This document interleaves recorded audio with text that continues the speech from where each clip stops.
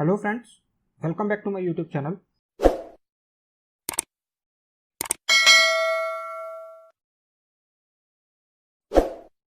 In this series, we are discussing the basics of flow cytometry.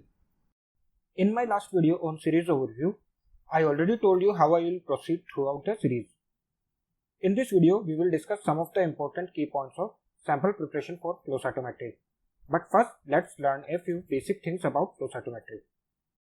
First, what is flow cytometry? It is a method to measure certain properties of cells with the help of machine.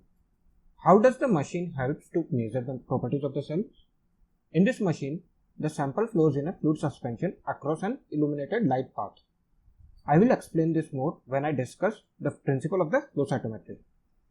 Now we will see what are the key things in this setup. Well, first we need a sample which is acquired in the flow cytometry machine.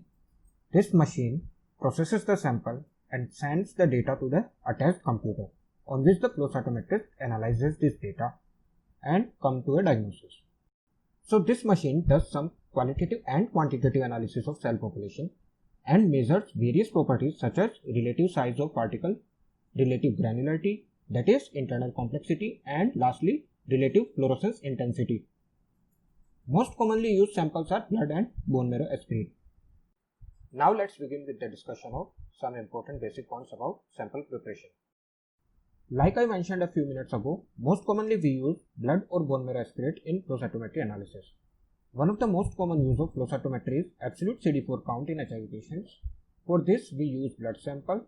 This blood sample would obviously have different types of blood cells.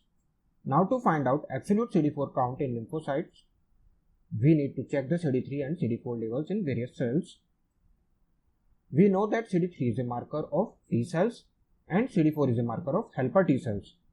Let's look at the cell 3 of the sample first. It is expressing both CD3 and CD4, which means it is a helper T cell. But what about cell 1? Cell 1 is expressing CD3. What does it mean? It means it is a T lymphocyte, but it is not expressing CD4, which means it is not helper T cell. So what else could it be? It could be cytotoxic T cell, but we need to confirm it by CD8. Now let's have a look at the cell 2. Interestingly, this cell expresses CD4 but not CD3. So can it still be a helper T cell? I want you to answer in the comment section what this cell could be, a helper T cell or some other cell or something wrong happened. Okay, let's continue with cell 4. It neither expresses CD3 nor CD4. So it is not a T lymphocyte. It can be anything else from B lymphocyte to neutrophil or RBC or platelet. We can't comment for sure with the given info. We would require more markers to identify it. So that was the basic info about what's inside the provided blood sample. But we or the machine can't just see and identify the cell only on the basis of markers that the cell is expressing. First, it would require antibodies to the marker which would bind to them. But still machine can't identify these. So here comes the third ingredient of our sample to help, that is fluorochromes. Now the question comes to mind is, what is a fluorochrome?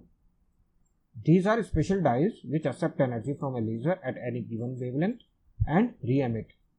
Now how does this help? Machine can read which fluorochrome gets activated when interrogated with laser.